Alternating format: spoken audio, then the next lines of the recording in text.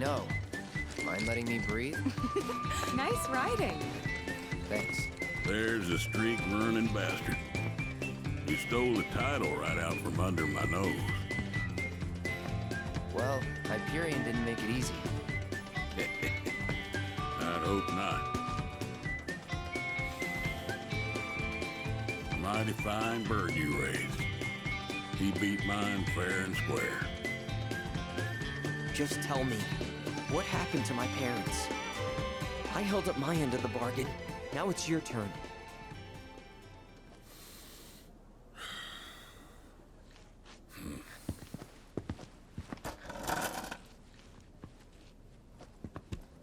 Son, do you know what kind of business your parents were trying to break into after they got their ranch up and running? Wild chocobo conservation. It's no secret that environmental changes have been hard on the birds, and what's bad for them is bad for business. Unfortunately, nobody seemed to care. Saving the planet ain't cheap, you see. Folks know somebody's got to pay for it, but they'll be damned if it's gonna be them. So while everybody else turned a blind eye, one couple faced the problem head on. Your parents. They had everything they'd need. The know-how, drive, and passion.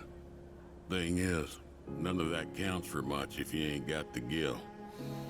So they went around taking out loans left and right, till they were swimming in debt, which is when they ran into the meanest shark of them all. Reckon you know who.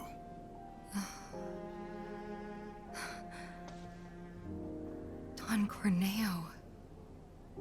I didn't know it at the time, but that sleazy son-of-a-bitch was rounding up folks and shipping them off to Shinra for their experiments. Will and Claire figured it was the only way they'd be able to save their business, so they signed up. A while later, Will paid me a visit, begged me to take the reins in his and Claire's stead. He wanted what was best for those birds. As did I, so I took him up on the offer and bought him out. And since then, I ain't seen either one of your parents. It was only after that I heard about Corneo's antics through the grapevine. Couldn't do a thing to stop him. Not with Shinra in the wings, that's for sure. They say anything about me? Or my sister? Not to me, no. Don't go thinking they forgot about you. You and your sister were always at the forefront of their minds. The business might have gone south, but they chose to give up their future to make sure you two could have yours. That's why you got a roof over your head, a place to work, and food to eat.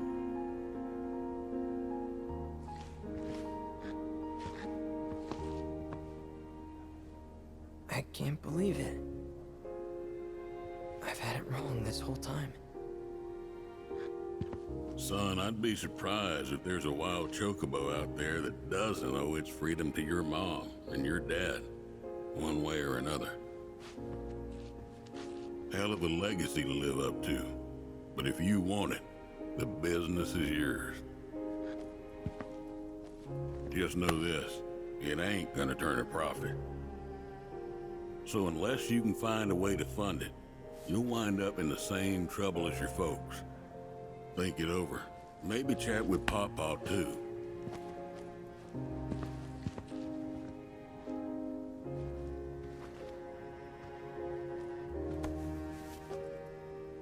Call it.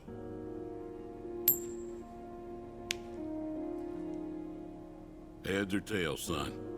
Get it right, and I'll float you some operating capital. Thanks, but no thanks. I'm gonna do this on my own. Me and Chloe and Gramps, I mean. You truly are their boy.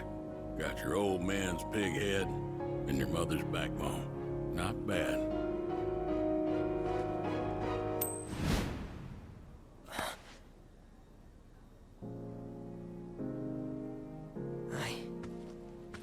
I'm gonna do my parents proud.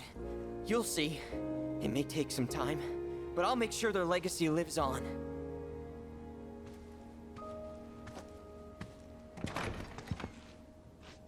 I don't get it. If Gramps knew all this, why'd he make it sound like Sam was to blame? He was probably trying to protect you, to stop you from going after Corneo or Shinra on your own. So he pinned it on Sam, knowing that your uncle would be okay shouldering the blame. Shouldn't have to tell you this, but seeking revenge would be stupid. I know. Still, if an opportunity did happen to come along, you'd help me out, wouldn't you? Hey, I'm a world-famous jockey now. Can't be associated with that kind of stuff. You had me going there.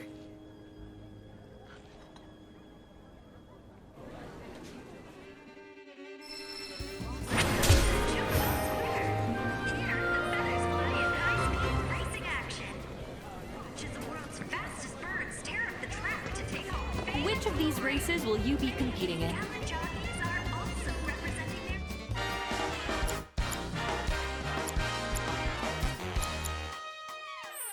We're all looking forward to your next race. Here you go. Work? Got gold saucer points? Thanks, and have a wonderful time. Quick, want to exchange some of your points?